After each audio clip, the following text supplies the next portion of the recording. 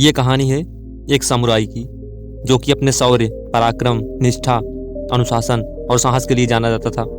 उस समुराई ने बहुत सारे युद्धों में विजय पाई थी। एक दिन उस समुराई की मुलाकात एक सन्यासी से हुई। वो सन्यासी उस समय ध्यान में बैठे थे।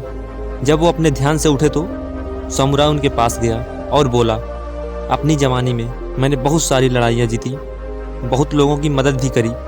जब भी मुझसे हो सका मैंने लोगों के लिए कुछ न कुछ अच्छा ही किया। लेकिन अब जब मेरी उम्र हो चुकी है तो मुझे अपने अंदर बहुत सी कमियां नज़र आती हैं। मैं खुद को छोटा समझने लगता हूँ। मैं जब दूसरे लोगों को देखता हूँ तो लगता है कि इनके सामने मैं कुछ भी नहीं हूँ और मैंने अब तक जो किया उसकी कोई वैल्यू ही नहीं है। दूसरों को देखकर मुझे लगता है कि मेरी खुद की कोई वैल्यू ही नहीं है। समुराई की बात सुनकर वो सन्यासी बोले, तुम थोड़ा देर इंतज़ार करो, मुझसे मिलने और भी कई लोग आए हैं। मैं पहले उनकी समस्या सुन लेता हूँ, उसके बाद तुम्हें तुम्हारी समस्या का समाधान देता हूँ। ऐसा कहकर वो चले गए। समुराई उनका इंतज़ार करता रहा और इंतज़ार करते करते दिन से रात हो गई। धीरे धीरे सब लोग भी चले गए। समुराई सन्यासी के पास गया और बोला, क्या अब आपके पास मेरे लिए समय है? सन्यासी बोले, तुम मेरे साथ चलो, मैं तुम्हें कुछ दिखाता हूँ। रात के अंधेरे में, चांद की रोशनी में बाहर का माहौल एकदम शांत था। सब कुछ बड़ा मोहक लग रहा था।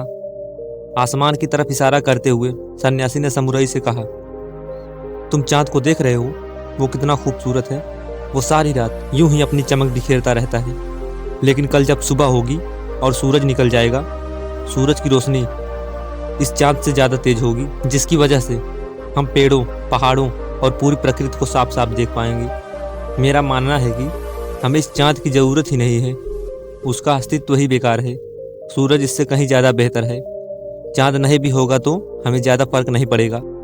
सन्यासी की बातें सुनकर समुराई बीच में ही बोल पड़ा, ये आप क्या कह रहे हैं? ऐसा नहीं है। चांद और सूरज बिल्कुल अलग अलग हैं। दोनों की अपनी अपनी वैल्यू अलग है। आप ऐसी तुलना नहीं कर सकते। सन्यासी बोले, बस यही बात तो तुम्हें समझानी थी। दोस्तों, इस संसार में हर व्यक्ति की अपनी एक उपयोगिता है। हमारी नज़र में भले ही कोई व्यक्ति बेकार हो, निकम्मा हो, लेकिन किसी की ज़िंदगी में या किसी काम में उस व्यक्ति की अपनी एक अलग उपयोगिता होगी। इसी तरह हम सब खास हैं। फिर चाहे हमारे पास दूसरों से कम है या फिर ज़्यादा, हम सब की एक वैल्यू है। इस दुनिया में जिसकी वैल्यू नहीं होती वो ऊपर चला जाता है। कभी भी खुद को दूसरे से कंपेयर ना करें। आप जैसे भी हैं बेहतर हैं। अगर अपने आप में खुद को कमी नज़र आती है तो उसे सुधारें, लेकिन दूसरों की खूबियों को देखकर अपनी वैल्यू कम ना करें।